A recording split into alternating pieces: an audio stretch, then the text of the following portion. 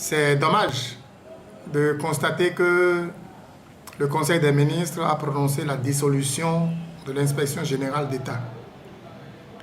L'Inspection générale d'État, en fait, est un outil qui devrait pouvoir permettre de bien travailler dans le domaine de la lutte contre la corruption et surtout dans le domaine de la gouvernance et de la gestion des finances publiques. Mais dans sa création déjà en 2006, le germe de sa dissolution était déjà contenu dans le texte qui le crée. Parce que le décret qu'il a créé a mis l'Inspection générale d'État sous la tutelle directe du président de la République, à qui l'Inspection générale d'État doit rendre compte. Et à partir de ce moment où l'Inspection générale d'État doit rendre compte, doit remettre tous ses rapports au président de la République, il est loisible au président de la République de faire de ces rapports ce qu'il veut. Et c'est ce qui a été à la base de ce que nous pouvons qualifier, entre griffes, de l'inefficacité de l'Inspection générale d'État.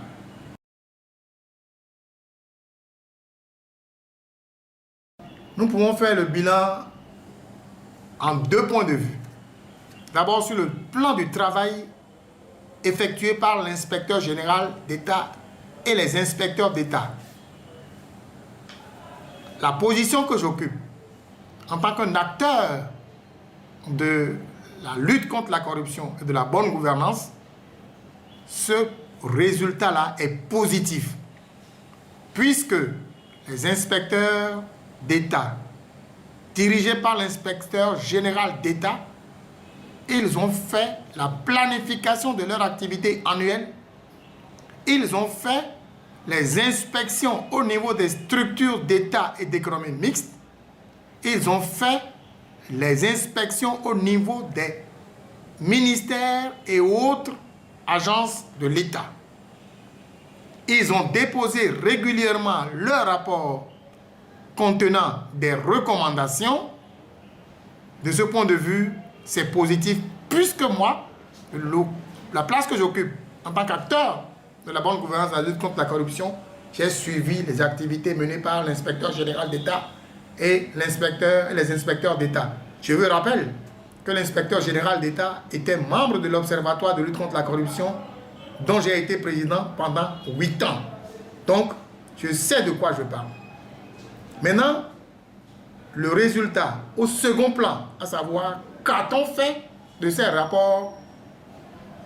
Alors là, l'appréciation est négative, puisque les rapports produits par l'Inspection générale d'État, ces rapports sont remis au président de la République, qui en fait ce qu'il veut. Le décret créant l'Inspection générale d'État a déjà dit que c'est le président de la République qui est l'autorité de tutelle de l'Inspection générale d'État.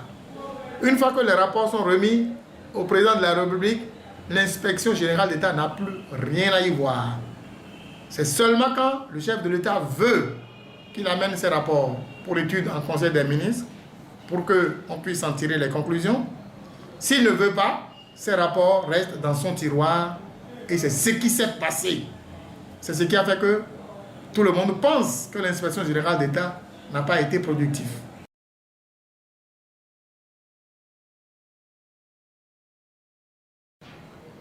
Il est à conseiller que la représentation nationale puisse demander et obtenir tous les rapports, je dis bien tous les rapports produits par l'Inspection générale d'État depuis sa création en 2006 jusqu'à sa dissolution, à savoir en juin 2015.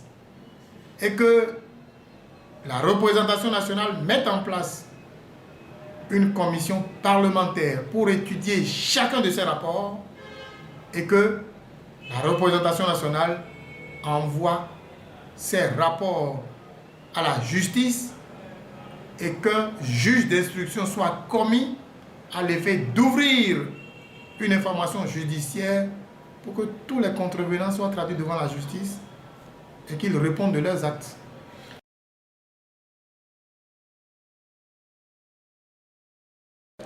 La première condition pour que ce bureau d'audit général puisse fonctionner et bien fonctionner, que premièrement, il faut que ce bureau soit totalement indépendant de toute structure au Bénin. Cette structure ne doit dépendre de personne. Elle doit avoir l'autonomie financière, elle doit avoir son autonomie organisationnelle, son autonomie administrative pour travailler. La deuxième condition, il faut doter cette structure des pouvoirs les plus étendus pour rester directement en justice et se constituer partie civile. La troisième innovation, pour que ça marche, c'est que tout ce que le bureau d'auditeur général enverra à la justice doit être envoyé en même temps à un juge d'instruction pour que l'information judiciaire soit ouverte. Si ces trois conditions ne sont pas remplies, eh bien, le bureau d'auditeur général connaîtra hélas le même sort que la cellule de moralisation de la vie publique, laquelle cellule dépendait du chef de l'État à l'époque qui en faisait ce qu'il veut, le même sort que l'inspection générale d'État, laquelle l'inspection générale d'État est rattachée au président de la République qui en faisait également ce qu'il veut. L'autre innovation que nous pourrons attendre du bureau d'audit général est que, 1. Le personnel qui doit y travailler soit un personnel de qualité, recruté sur appel à candidature, avec un profil bien défini, afin que personne ne se sente nommé par une autorité envers qui il ou elle sera redevable moralement ou directement. L'exemple fait foison dans beaucoup de pays. Le bureau de vérificateur général du Mali, par exemple, le patron de cette structure est recruté par appel à candidature pour un mandat de 7 ans, non renouvelable. Il sait qu'il a 7 ans à faire et pendant ces 7 ans, il prépare son travail, il fait son travail, il est dépendant et il agit comme il doit agir selon les règles de l'art. Une fois que c'est fait de cette façon et qu'on a affaire à des ressources humaines de qualité, dotées d'indépendance nécessaire pour faire des investigations dans tous les milieux où les finances publiques y rentrent, à savoir les structures d'État, les sociétés d'économie mixte, les sociétés d'État et offices d'État, et même les structures privées où l'État a une contribution financière.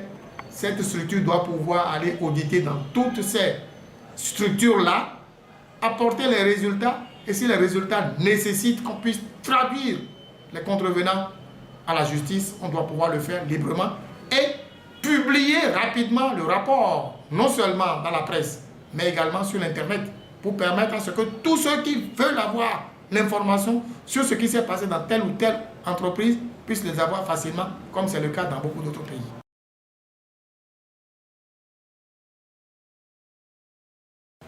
Nous, au FONAC, nous avons toujours collaboré avec toutes les institutions de la République qui travaillent pour la bonne gouvernance et la lutte contre la corruption.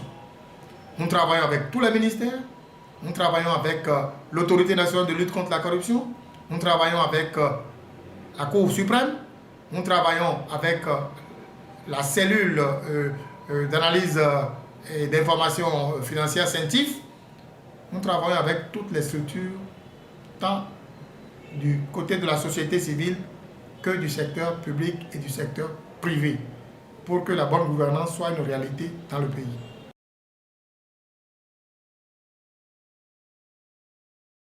Ce n'est pas de gaieté de cœur que le FONAC sort les dossiers. Ce n'est que 5% de ce que le FONAC fait que le public connaît, parce que c'est le public qui est notre patron à nous. Nous rendons compte au public. Quand nous sommes dans une structure où les déviances, ou les mauvais comportements, ou la mauvaise gouvernance en gros, ou des actes de corruption sont connus, et qu'en arrivant dans cette structure, on décèle ces déviances, et qu'on donne les conseils nécessaires pour la réparation de ce qui est fait, une fois que la réparation est faite, bon, nous ne sommes pas là pour la mort du pécheur. Nous sommes là pour redresser et que ça se passe bien, que ça ne se répète plus.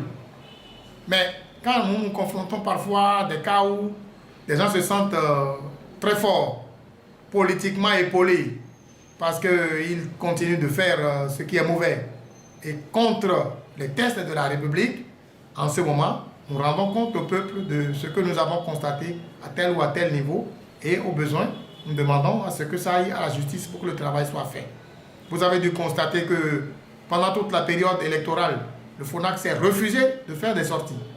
Parce que parfois, les gens vont croire que c'est parce qu'on en veut à X ou à Y qu'on a fait des sorties et que maintenant il est candidat à tel ou à tel poste, on fait des sorties pour l'empêcher.